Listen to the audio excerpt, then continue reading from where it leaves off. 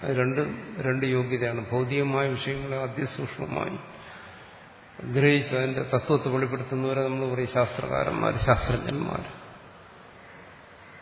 വലിയ ബുദ്ധിമാന്മാരാണ്, പ്രതിഭാശാലികളാണെന്ന് പറയും.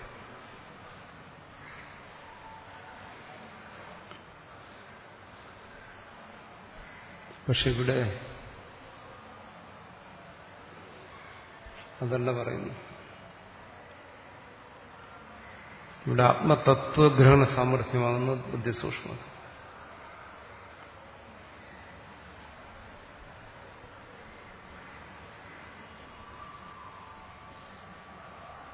അതിനാണ് ഇവിടെ പറയുന്നത് സൂക്ഷ്മയാ സൂക്ഷ്മദർശിഭി.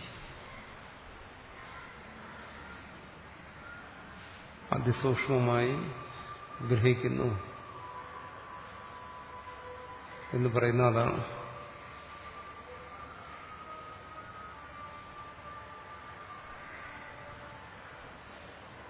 രാഗദ്വേഷങ്ങളിൽ മാലിന്യങ്ങളില്ലാത്ത ബുദ്ധി, അന്തർമുഖമായ ബുദ്ധി, ആന്തരികമായ തത്വത്തെ ഗ്രഹിക്കുന്നു. ആ സൂക്ഷ്മതയുടെ ഭാഗമായി വരുന്നതാണ് അതിന്റെ വ്യക്തത, അതിന്റെ സ്പഷ്ടത, അതിന്റെ ദോഷശൂന്യത, അജ്ഞാന സംശയവീര്യങ്ങൾ തുടങ്ങിയ ദോഷങ്ങളില്ലാതിരിക്കുക. ഇതെല്ലാം അഗ്രബുദ്ധിയുടെ വിശേഷതകളാണ്. അതുകൊണ്ട് അഗ്രബുദ്ധി എന്ന് പറയുമ്പോൾ അതിനെ കൊണ്ടുവന്ന് നേരെ ഉപാസനയെ ബന്ധിപ്പിക്കേണ്ട കാര്യമില്ല. ഉപാസനയ്ക്ക് അത് ആവശ്യമാണ്. പക്ഷെ ആത്മബോധത്തിലെ വികല്പരഹിതമായ ബുദ്ധി, സംശയാദി ദോഷങ്ങളില്ലാത്ത ബുദ്ധി, അന്തർമുഖമായ ബുദ്ധി, രാഗദ്വേഷാദികളില്ലാത്ത ബുദ്ധി, ആ തത്വത്തെ ഗ്രഹിക്കുന്നതിന് ശേഷിയുള്ള ബുദ്ധി എന്ന രീതിയിൽ ഇതിനെ മനസ്സിലാക്കണം എന്നാണ്.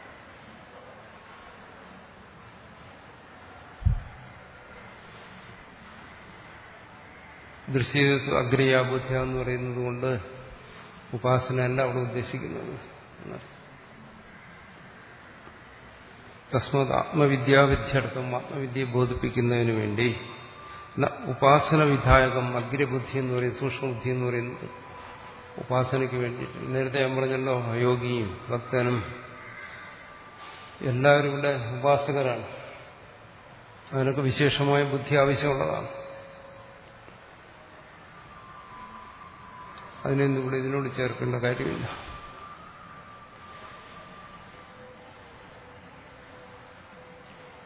അങ്ങനെ ഉപാസകനും മറ്റും എന്തൊക്കെ വിശേഷമായ ബുദ്ധിയുണ്ടെങ്കിലും ശരി, അതൊന്നും ആത്മബോധത്തിന് ഉപയുക്തമായ ബുദ്ധിയല്ല.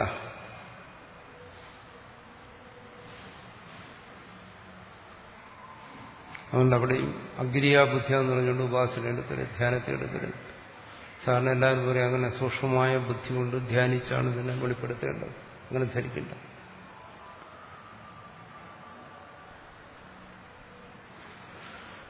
രജസ തമോനുവിധ്യേന യതോ ന ബ്രഹ്മഗമ്യതേ. വിചാരത്തിന് ഈ സർവാത്മഭാവം തുടങ്ങിയ കാര്യങ്ങൾക്കെല്ലാം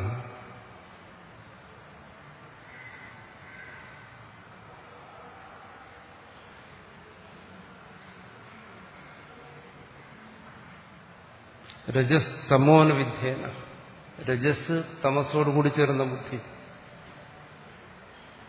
ഇത് വിഷയഗ്രഹണത്തിന് ഇത് മതി. പക്ഷേ ഉപാസനയ്ക്കും ജ്ഞാനത്തിനും ഇത് ഉപകരിക്കത്തില്ല. വിശേഷിച്ചും തത്വബോധത്തിന്, ബ്രഹ്മന ഗമ്യതയെ, തത്വബോധത്തിനത് ശരിയാവില്ല. അതുകൊണ്ടല്ലേ നേരത്തെ പറഞ്ഞ സാമർഥ്യമില്ല, അതുകൊണ്ട് താല്പര്യമില്ല, ശേഷിയില്ല, താല്പര്യമില്ല. രജസ്സും തമസ്സും ചേർന്ന ബുദ്ധിയില്ല, അത് വരത്തില്ല.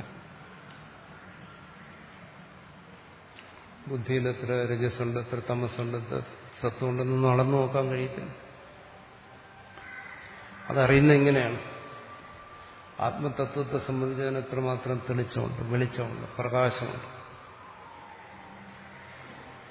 അത് വെച്ചേ അറിയാൻ പറ്റും.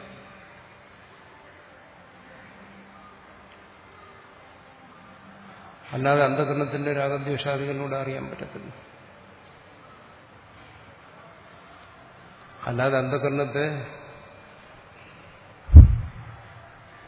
ശുദ്ധമാക്കാനും സാധ്യമല്ല. അശുദ്ധി അന്ധകരണത്തിന്റെ സ്വഭാവമാണ്. ഓരോ ജീവന്മാരിലും ആ സ്വഭാവത്തിന് ഏറ്റക്കുറിച്ചിട്ടുണ്ടാക്കാം. പക്ഷെ അത് ഇല്ലാതാകത്തില്ല. എല്ലാം ഇവിടെ ഉണ്ടായിരിക്കും. എന്നാൽ ഇവിടെ സത്വത്തിന്റെ ആധിക്യത്തെ ഗീതയിലും മറ്റോ ചർച്ച ചെയ്തിട്ടുണ്ട്. ഇവിടെ തത്വബോധത്തിന്റെ പ്രകടനത്തിൽ പറയുകയാണ്.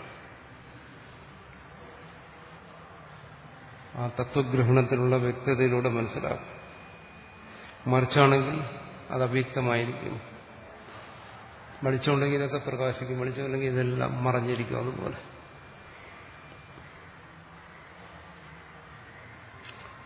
ശുദ്ധചേതസ്ഥയാ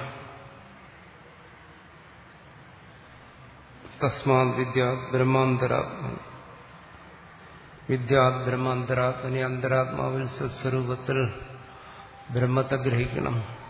ഈ സ്വസ്വരൂപത്തിൽ ഗ്രഹിക്കണം എന്ന് പറയുന്നത് അവിടെ പ്രധാനമായും ഉദ്ദേശിക്കുന്നത് സ്പഷ്ടതയാണ്. ഒരു കാര്യത്തെ ബാഹ്യമായി ഗ്രഹിക്കുന്നതോറും അത് അസ്പഷ്ടമായിക്കൊണ്ടിരിക്കും.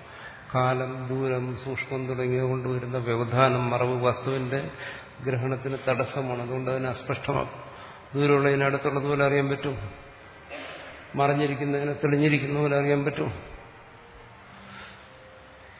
പൂർവ്വ ഭാവികാലത്തുള്ളതിനെ വർത്തമാനത്തിലുള്ളതുപോലെ ഗ്രഹിക്കാൻ പറ്റും, പറ്റത്തില്ല. അതുകൊണ്ടിവിടെ സ്വരൂപം എന്ന് പറയുമ്പോൾ ഉദ്ദേശിക്കുന്നത് എന്താണ്? അതിന്റെ വ്യക്തത. സമീപം തന്നെ വ്യക്തമാണ്. ഇപ്പോൾ സ്വസ്വരൂപമാണെങ്കിലോ അത് കൂടുതൽ വ്യക്തമാണ്. ആ വ്യക്തമായ ഗ്രഹണം അത് ഏറ്റവും വ്യക്തമായ ഗ്രഹണം സ്വരൂപഗ്രഹണത്തിലേ സംഭവിക്കത്തുള്ളൂ. വ്യക്തതയെന്നും പറയുമ്പോൾ അവിടെ വീണ്ടും തെറ്റിദ്ധരിക്കരുത്. അതിനെല്ലാം ഈ അജ്ഞാന സംശയങ്ങളെ മാറ്റുക എന്നുള്ളതൊക്കെ കുഞ്ഞു വേറെ അർത്ഥമൊന്നുമില്ല. അതിന്റെ സ്പഷ്ടത എന്ന് പറയുന്നതാണ്. അജ്ഞാനവും മറ്റും മാറുക, അതാണ് അതിന്റെ സ്പഷ്ടത. സംശയവും മറ്റും മാറുന്നതാണ് അതിന്റെ സ്പഷ്ടത.